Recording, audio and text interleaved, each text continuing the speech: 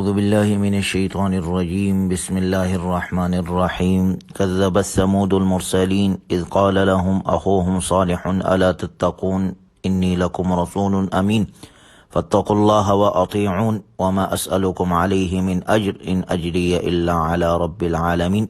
سورہ شعراء کا 8واں رکوع ہے۔ قوم سمود کا ذکر ہے۔ ان کی طرف اللہ کی طرف سے آنے والے پیغمبر حضرت صالح علیہ السلام تھے، جنہوں نے ان کو دعوت دی کہ اللہ سے ڈرو اور میری اطاعت کرو، اور میں اس پر تم سے کوئی اجرت نہیں مانگتا، میرا اجر اللہ کے ذمے ہے۔ ان کی قوم کو مادی وسائل، رزق کی فراوانی اور امن و تحفظ حاصل تھا۔ سبز باغات اور بارونق زمینوں میں آباد تھے، لیکن انہوں نے اللہ کی نعمتوں کا شکر ادا نہیں کیا، بلکہ ناشکری کی اور پیغمبر کی بات کو جھٹلایا، اللہ کے احکامات کو چھوڑا۔ فَأَخَذَهُمُ الْعَذَابُ، چنانچہ ان کو زلزلے کے ذریعے سے ہلاک کر دیا گیا۔ ان فی ذلک لآیہ، بلا شبہ اس میں بڑی عبرت ہے۔ اس واقعے سے سبق یہ ملتا ہے کہ ناشکری کرنے والی قوم کا انجام یہی ہوتا ہے۔ اللہ تعالی ہمیں ہر قسم کے ناشکری سے اور نافرمانی سے محفوظ فرمائے۔ 90 رکوع میں اللہ تبارک و تعالی نے حضرت لوط علیہ السلام کا ذکر کیا۔ کذبت قوم لوط المرسلین اذ قال لهم اخوهم لوط الا تتقون۔ حضرت لوط علیہ السلام نے بھی اپنے قوم کو اللہ کی توحید کی دعوت دی۔ فاتقوا اللہ واطیعون، کہ اللہ سے ڈرو اور میری اطاعت کرو، اور میں اس پر تم سے کوئی اجرت نہیں مانگتا، میرا اجر تو اللہ کے ذمے ہے۔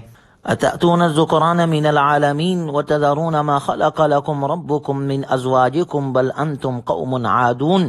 حضرت لوط علیہ السلام نے اپنے قوم سے کہا، کیا تم دنیا جہاں والوں میں سے تم مردوں سے بدفعلی کرتے ہو، اور تمہارے رب نے جو تمہارے لیے بیویاں پیدا فرمائی ہے ان کو چھوڑتے ہو، بلکہ تم حد سے آگے بڑھنے والے لوگ ہو۔ قوم لوط فسق و فجور، شہوت پرستی اور بدکاری میں حد سے بڑھ گئی تھی، اور وہ ایسا عمل کرتے تھے جو ان سے پہلے کسی نے نہیں کیا تھا، جس سے حیوان بھی نفرت کرتے تھے۔ جب یہ اپنے اس عمل سے باز نہیں آئے تو یہ بھی عذاب کے مستحق ٹھہرے۔ اللہ کا ارشاد ہے وَأَمْطَرْنَا عَلَيْهِمْ مَطَرًا فَسَاءَ مَطَرُ الْمُنذَرِينَ، اور ہم نے ان پر خاص قسم کی بارش برسا دی، سو کیا ہی بری بارش تھی۔ ان پر آسمان سے پتھروں کی بارش برسی اور ان کا نام و نشان مٹ گیا۔ اس واقعے سے عبرت اور سبق یہ ملتا ہے کہ نفسانی خواہشات کی تکمیل میں حد سے تجاوز کرنے والی قوم اور فرد کا انجام اچھا نہیں ہوتا۔ اللہ تبارک و تعالی ہمیں ہر قسم کی نفسانی خواہشات سے محفوظ فرمائے۔ 10ویں رکوع میں شعیب علیہ السلام کا ذکر ہے۔ کذب اصحاب الایکۃ المرسلین اذ قال لهم شعیب الا تتقون انی لکم رسول امین فاتقوا اللہ واطیعون۔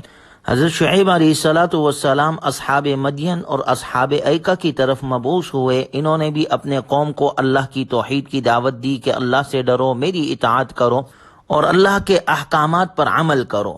اوفوا الکیل ولا تکونوا من المخسرین، پورا ناپ دیا کرو اور ان لوگوں میں سے نہ بنو جو دوسروں کو گھاٹے میں ڈالتے ہیں۔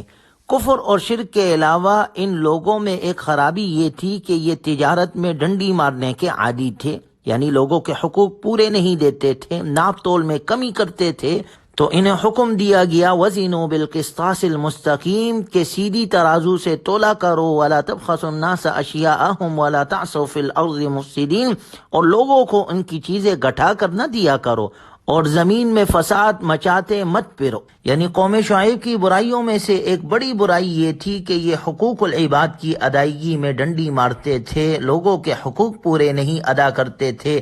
جب سمجھانے کے باوجود بھی یہ باز نہیں آئے، فَكَذَّبُوهُ فَأَخَذَهُمْ عَذَابُ يَوْمِ الظُّلَّةِ، غرض ان لوگوں نے حضرت شعیب علیہ السلام کو جھٹلایا، جس کا نتیجہ یہ ہوا کہ انہیں سائبان والے دن کے عذاب نے آ پکڑا۔ انہ کان عذاب یوم عظیم، بے شک وہ ایک زبردست دن کا عذاب تھا۔ ان پر کئی دن سخت گرمی رہی، پھر بادل چھا گئے۔ یہ لوگ ٹھنڈ کے حصول کے لیے بادل کے نیچے جمع ہو گئے، تو اس بادل نے ان پر انگارے برسائے، آگ برسنے لگی، زمین پر زلزلہ طاری ہو گیا، جس سے وہ سب ہلاک ہو گئے۔ قوم شعیب کے اس واقعے سے ہمیں یہ سبق ملتا ہے کہ ناپ تول میں کمی کرنا اور حقوق العباد غصب کرنا اللہ کے عذاب اور غضب کو دعوت دینے والا عمل ہے۔ اللہ تعالی ہمیں حقوق اللہ اور حقوق العباد صحیح طور پر ادا کرنے کی توفیق عطا فرمائے۔ پھر اس صورت مبارکہ کی ابتدا قرآن کریم کے ذکر سے ہوئی تھی، تو صورت کے اختتام میں بھی قرآن کریم کا ذکر ہے۔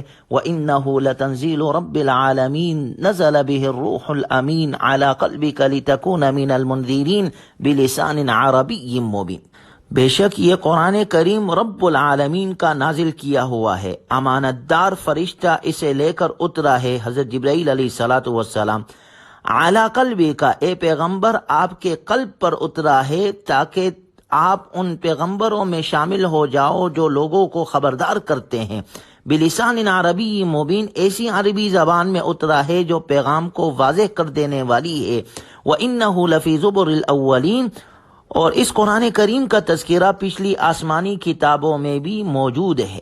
غور کیا جائے تو ان آیات مبارکہ میں قرآن کریم کے بارے میں پوری وضاحت کر دی گئی ہے کہ یہ رب العالمین کی طرف سے نازل کردہ ہے، اس کو لانے والے حضرت جبرائیل علیہ الصلاۃ والسلام ہے، اور آپ علیہ الصلاۃ والسلام کے قلب اطہر پر اسے نازل کیا گیا ہے، اور یہ قرآن عربی زبان میں اترا ہے۔ اور اس سے پہلے جو آسمانی کتابیں تھی اس میں بھی اس کا ذکر ملتا ہے۔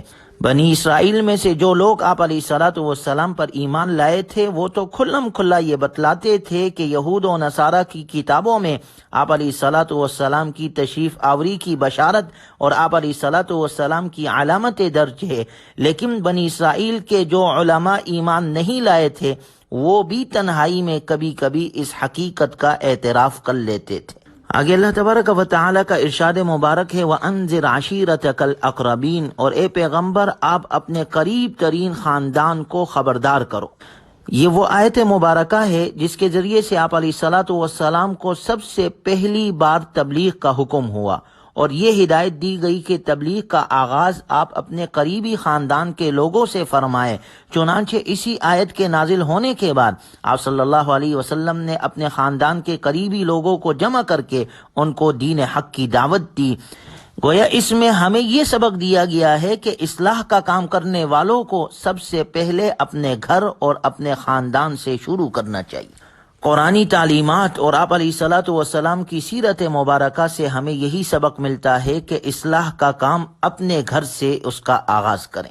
سورت کے اختتام میں اللہ تبارک و تعالی کا ارشاد ہے، وَالشُّعَرَاءُ يَتَّبِعُهُمُ الْغَاوُونَ أَلَمْ تَرَ أَنَّهُمْ فِي كُلِّ وَادٍ يَهِيمُونَ وَأَنَّهُمْ يَقُولُونَ مَا لَا يَفْعَلُونَ۔ رہے شاعر لوگ تو ان کے پیچھے تو بے راہ لوگ چلتے ہیں، کیا تم نے نہیں دیکھا کہ وہ ہر وادی میں بھٹکتے پھرتے ہیں، اور یہ کہ وہ ایسی باتیں کہتے ہیں جو کرتے نہیں ہیں۔ ان آیت مبارکہ میں کفار کی اس بات کی تردید ہے کہ جو یہ کہتے تھے نعوذ باللہ آپ علیہ الصلاۃ والسلام شاعر ہے اور قرآن کریم شاعری کی کتاب ہے، تو اللہ تبارک و تعالی نے اس بات کی تردید کی کہ شاعری تو ایک تخیلاتی چیز ہے جس کا بسا اوقات حقیقت سے تعلق نہیں ہوتا، چنانچہ وہ اپنی خیالی وادیوں میں بھٹکتے رہتے ہیں، طرح طرح کے مبالغے کرتے ہیں اور تشبیہات اور استعاروں میں حد سے گزر جاتے ہیں۔ اس لیے جو لوگ شاعری ہی کو اپنا اوڑھنا بچھونا بنا لیتے ہیں ان کو کوئی بھی اپنا دینی پیشوا نہیں بناتا، اور اگر کوئی ان کو اپنا مقتدا بناتا بھی ہے تو وہ جو خود گمراہ ہو اور حقیقت کے بجائے خیالی دنیا میں رہنا چاہتا ہو تو وہ اوروں کو کیا راہ دکھائے گا۔ إِلَّا الَّذِينَ آمَنُوا وَعَمِلُوا الصَّالِحَاتِ وَذَكَرُوا اللَّهَ كَثِيرًا وَانْتَصَرُوا مِنْ بَعْدِ مَا ظُلِمُوا، ہاں مگر وہ لوگ مستثنیٰ ہے جو ایمان لائے اور جنہوں نے نیک اعمال کیے اور اللہ کو کثرت سے یاد کیا۔